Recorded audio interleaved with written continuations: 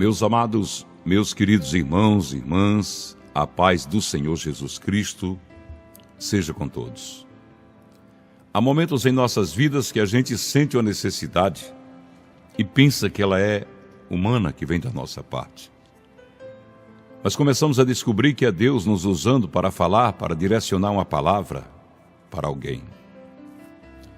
E a palavra que eu quero trazer agora, a palavra que me vem nesse momento, é uma palavra de esperança para os corações que estão aflitos, cansados e perguntando para Deus: por que, meu Deus?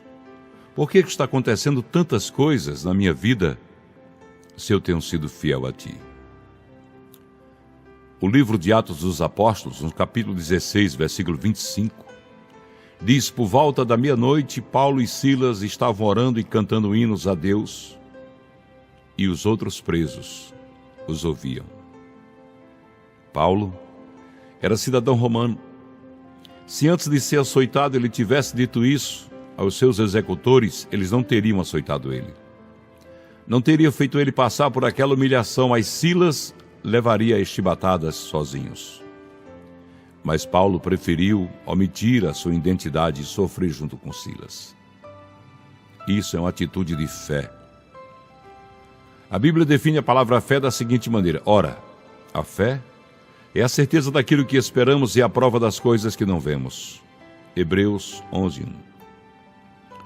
A própria existência da nossa fé, apesar das circunstâncias contrárias, é uma prova de que Deus existe, pois ela nos foi dada por Ele, por Deus. As lutas que enfrentamos, as provações que passamos servem para aumentar a nossa fé, pois este mundo perdido e sem esperança precisa ver que cremos em um Deus que é vivo. Paulo havia expulsado um espírito de adivinhação de uma mulher e prejudicado os seus senhores, pois ela era escrava, e por isso ele estava agora pagando caro, porque tinha expulsado o mau espírito daquela mulher. O Salmo 1, versículo 1 e 2 diz: como é feliz aquele que não segue o conselho dos ímpios, nem se imita a condutas dos pecadores, nem se assenta na roda dos zombadores. Ao contrário, a sua satisfação está na lei do Senhor, e nessa lei ele medita de dia e de noite. Meditar na lei de Deus de dia e de noite pode custar caro às vezes.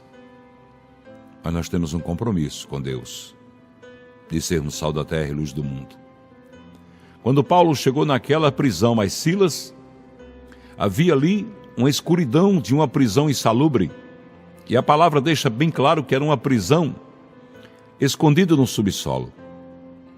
À meia-noite, Paulo e Silas olharam um para o outro, mesmo naquela escuridão, sem nem sequer se ver direito, e disseram: tu louva, e eu prego. E os homens que estavam naqueles calabouços, isolados da sociedade, tristes, abatidos, começaram a ouvir um louvor que encheu seus corações de paz.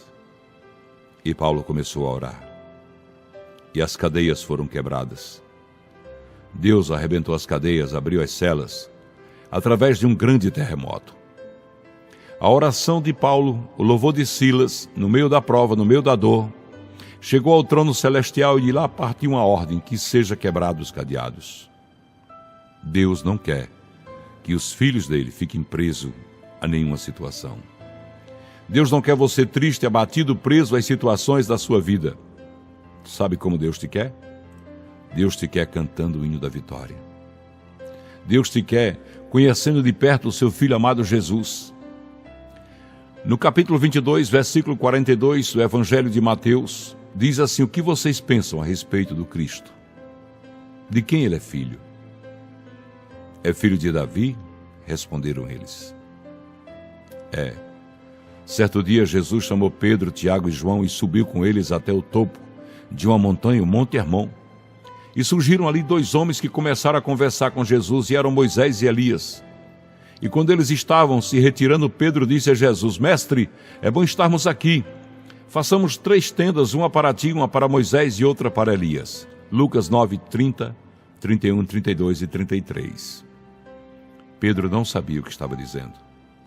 O seu pensamento estava errado, pois ele queria colocar Moisés, Elias e Jesus no mesmo nível. Mas ninguém é igual a Jesus Cristo. Ele é exclusivamente e completamente soberano. Ele é Deus. Naquele dia, quando Deus falou através de uma nuvem, Ele não disse: esse é Moisés, o homem da lei. Esse é Elias, o profeta. Ouça-os. Não.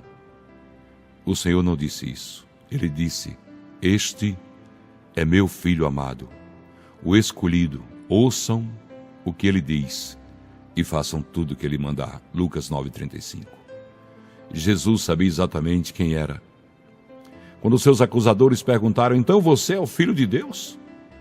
Ele respondeu: vós estáis dizendo que sou. Lucas 22:70. Ou seja, ele estava dizendo: quem me vê, vê também o Pai, como está em João 14:9. Precisamos conhecer Deus no meio da dor, do sofrimento, no meio das dúvidas, da incerteza. Foi isso que aconteceu com Paulo e Silas naquele dia. Poderia ser mais um dia de sofrimento, de dor, de angústia, se não fosse o louvor de Silas e a pregação de Paulo. Essa mensagem, estou dizendo para você, é para que você não baixe a sua cabeça diante das dificuldades da vida. Não baixe. Não baixe a sua cabeça diante das dificuldades da vida, porque a realidade vai mudar. A realidade da dor, da tristeza, a realidade dos atropeiros, das adversidades, das afrontas, da vergonha, a realidade da doença que dilacera o seu corpo e humilha a sua vida, a realidade da sentença judicial que condenou você, ou você está prestes a perder uma causa, não quer dizer que você é um derrotado. Paulo e Silas foram para a prisão envergonhados depois de serem açoitados em público. Mas eles conheciam Jesus a quem serviam. Eles sabiam que na prisão Deus estaria com eles. Eles sabiam porque a palavra santa, ou sui decanta lá salabacanterahas, eles sabiam que a palavra santa contava a história de Sadraque, Misaque e Abednego, que um dia entraram na fornalha ardente por não negar o seu amor a Deus e a sua fidelidade. E quando desceram algemados, atados, como diz a palavra, foram libertos ainda no ar. E quando chegaram lá embaixo, encontraram o próprio Jesus dizendo: fiquem calmos, vamos passear no meio da fornalha. E depois foram retirados e o seu Deus foi respeitado. Aqueles que colocaram você em situação difícil, aqueles que porventura tenham te humilhado, tenham te apontado, tenham te acusado, aqueles que porventura tenham trazido a sua vida de sabor, tristeza, eis que o Senhor te diz: eu estarei contigo nesta luta. E esta peleja não é tua, é minha. Não tereis que pelejar. Somente creia, meu amado irmão, minha amada irmã. Não negue o nome do Senhor. A soltura de Paulo, o pedido de arrependimento dos magistrados da cidade de Filipe, foi porque Paulo pregou e Silas louvou, no meio da tormenta, no meio da dor. O crente, só identificado como crente, quando passando pela tormenta, ele prega a santa e poderosa palavra de Deus e não deixa ser reprimido o seu cântico de vitória. Paulo e Silas é um exemplo. Sadraque, Misaque e Abednego é um exemplo. Daniel é um exemplo porque entrou na cova dos leões certo de que Deus estaria com ele. Davi é um exemplo porque no vale do Carvalho, no vale de Elá, enfrentou Golias dizendo: eis que você vem a mim com espada e lança, mas eu vou a ti em nome do Senhor dos exércitos, o Deus vivo de Israel. Não enfrente os seus problemas sozinhos. Você tem Deus para pelejar por você. Você tem Deus para dar o brado de vitória. Você tem Deus que não te desampara. Você tem um Deus que honra o teu nome de filho de Deus. Não és filho de raposa, nem de gatinho. Você, mulher, filha, você, homem, é filho do leão da tribo de Judá. Você é filho de um Deus que mandou para a cruz o seu filho e se agradou disso, como está em Isaías 53:10. Deus se agradou de moer o seu filho, sabe para quê? Para ver o sangue dele aspergido sobre a sua vida, sobre a minha vida, para cobrir os nossos pecados, para assumir a paternidade diante de nós e dizer: eu sou teu pai. Deus se alegra e ele brada dos altos céus: por que me persegues quando estão nos perseguindo? Por que me persegues quando estão nos afrontando, nos envergonhando? Como ele fez também com Paulo: Paulo, Paulo, por que tu me persegues? E ele diz: quem és tu, Senhor? Sou Jesus, o Nazareno. Por que me persegues? O Senhor perguntará àqueles que me afrontam, que afrontam você, as situações que tentam nos tirar a paz, O Senhor perguntará: por que me persegues? Se persegue os meus, persegue a mim. E ai daquele que tocar nos meus ungidos. Você é ungido de Deus. Receba essa palavra no seu coração. Vamos fazer uma oração dizendo: Deus, nós te agradecemos, meu Pai, por essa palavra que falou fundo no nosso coração.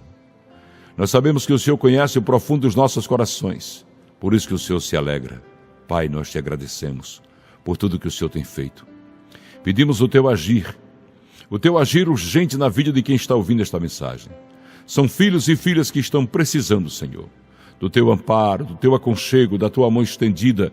São filhos e filhas que precisam, Senhor, ouvir a tua voz, ouvir o teu brado. Ouvir, Senhor, que o Senhor está conosco. E ouvi o Senhor dizendo: nesta peleja, não tereis que pelejar, eu pelejarei por vós. Obrigado, Pai, por tudo.